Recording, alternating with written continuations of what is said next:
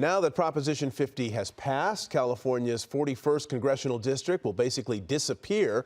The 41st currently stretches from Corona to Palm Springs, but will now move entirely into Los Angeles County under this new redistricting plan.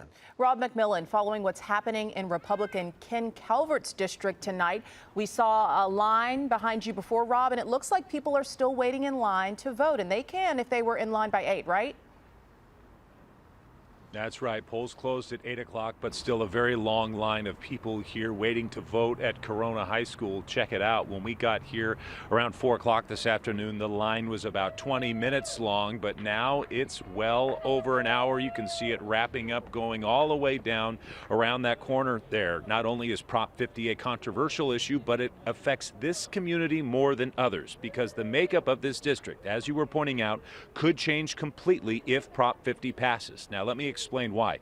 Let's first bring up a map of what District 41 looks like right now. You can see on the western edge, it starts here in Corona, then moves southeast toward Lake Elsinore, east into Menifee, and then on the eastern end of that map, it covers parts of the Coachella Valley. But if Prop 50 does indeed pass, this is what District 41 would look like. As you mentioned, not even in the Inland Empire anymore. Voters in Downey would decide who represents them in this district. Many of those voters liberal, meaning Republican Ken Calvert would most certainly face a steep uphill battle to retain the seat in Congress he'd held for more than 30 years. And as we've been talking about, that's done by design.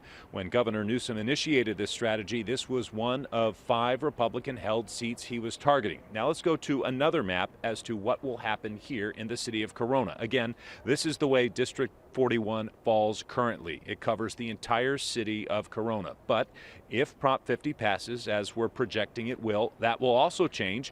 Here's what it will look like in the future. The northern part of Corona would then fall under District 39, which is represented by Democrat Norma Torres of Ontario, and the southern part of the city would then be part of District 40, which is currently represented by Republican Young Kim of Orange County.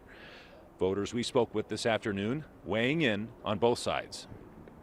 The fact that we are responding in kind to what's happening in Texas and what they're trying to do in other states, I think it's a good thing. I mean, I don't think we should sit back and watch our freedoms get taken away. I voted yes because I'm voting for my people who don't have a voice. My thoughts are if it's not broke, let's not try to fix it. Democrats are trying to take over everything, and this is not fair. Frankly, I think Newsom's making a mess out of this state. My thoughts that they wasted millions of dollars for one item on a ballot to create all this expense for this quote anti-gerrymandering thing. And almost every voter we spoke with this afternoon and this evening pointing out to their thoughts when it comes to how they voted, saying it wasn't any particular small local issue. It was more big picture, more ideological. One person we spoke with who supports Prop 50 said he would not have voted that way had we not seen some of the redistricting going on in other states across the country. Live in Corona, Rob McMillan, ABC 7 Eyewitness News. And Rob, we want to ask, since this projection has come in, how has it impacted people in line there? Are some people just saying, hey, I'll just go home now, or do people still feel like they need to make their voices heard? Well, I see a lot of people on their phones, but not sure how many people have or are paying attention to whether that projection or whether they've seen that projection. We have not seen anyone leave the line yet.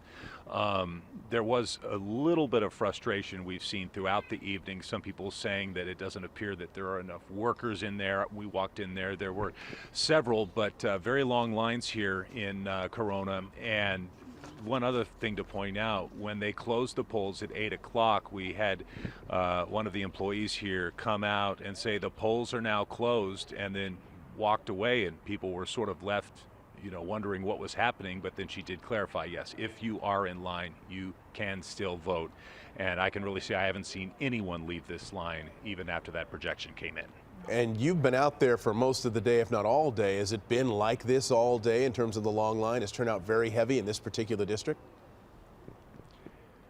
Well, To be clear, this is our second location that we've gone to. The first one was a drop-off only location where people could not vote. People were actually showing up there frustrated, thinking it was a place where they could vote, and so a lot of them had to turn around and come here.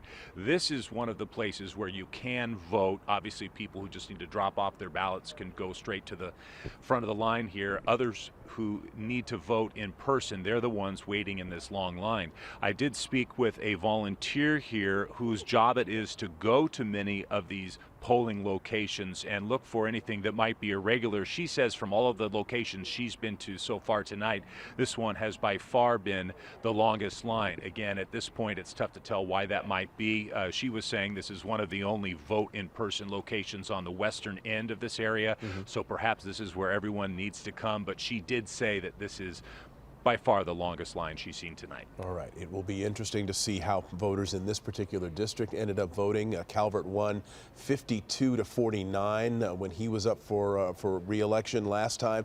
We'll see what the turnout is and what the spread ends up on Prop 50 just in that particular district. Rob McMillan, thank you for that live report.